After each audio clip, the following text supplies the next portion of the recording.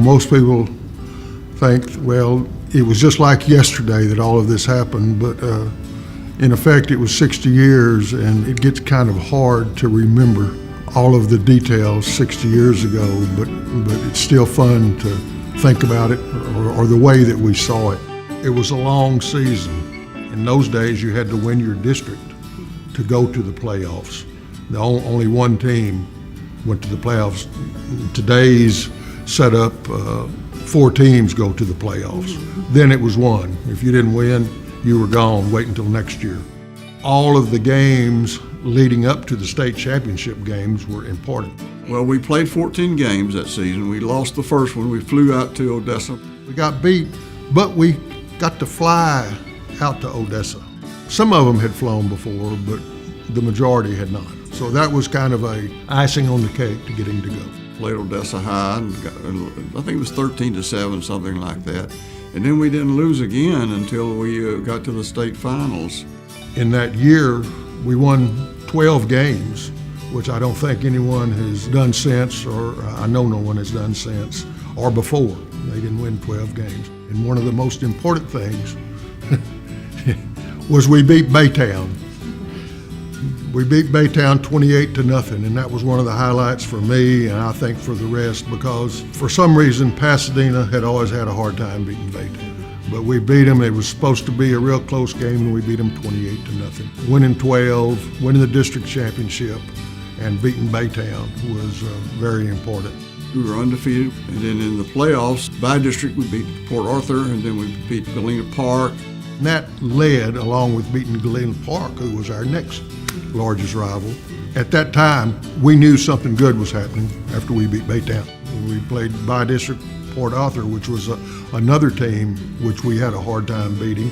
Played them right over here at the old stadium. In the quarterfinals, we beat Houston Reagan, and then played Corpus Christi Miller in the semifinals in Rice Stadium on a cold, wet day. Very close game. Won that with Carl Schott caught a long touchdown pass. Then went on to the state finals to play Wichita Falls. They ran the single wing in those days. They just outmanned us. A lot of good things happened besides going to the state championship team, and unfortunate the outcome there. We were proud to get there. We weren't happy with the way it turned out, but they were the better team. 48-6. I'll never forget that. 48-6. Yeah. You know, the thing I think that hurt most of us most about losing it was we had no idea. We went up there with thinking we were going to be the state championship, and we had no idea that they were going to be that good or that we were not going to play as well as we could have. You'd always like to say, well, you gave it your all, but we all knew that we really hadn't played our best. It was a great season. You know, no team before or since has gone that far, you know, and since we got into the higher classification. It wasn't just the school or the district, but it was the whole city, the whole community. Actually, when we got into the playoffs, it became the whole area. You know, they were backing us. It was hard for them to get a ticket a lot of times. It was exciting. There wasn't a whole lot to do in Pasadena. And we were mostly blue-collar kids. Our dads worked at the refineries. But it wasn't that long after the war, you know, and the Depression, so we were not affluent kids. We had no cell phones or smartphones, or television was still black and white. You could go to the Trainer's Drive-In or the places like that, but I mean, sports was the thing. You know, the really good athletes played everything, like David Webb and Randall Kerbo. When football season was over, they played basketball. When that was over, they played baseball or they ran track. I mean, they were multi-sport athletes. I counted up, we had 14 kids off that team that wound up playing college football.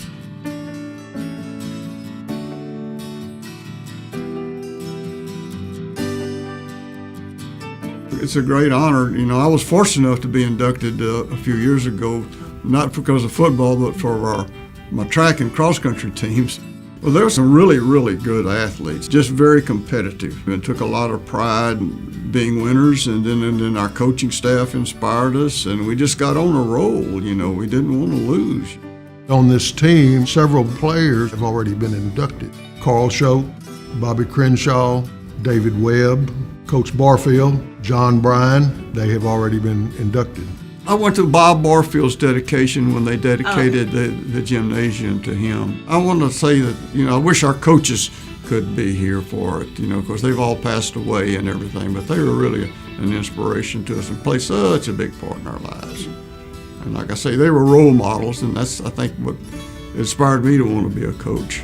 I've been to a number of Hall of Fame, athletic Hall of Fames, College Hall of Fame, Texas Hall of Fame, and so forth. But for a school district to have something like that is just is remarkable.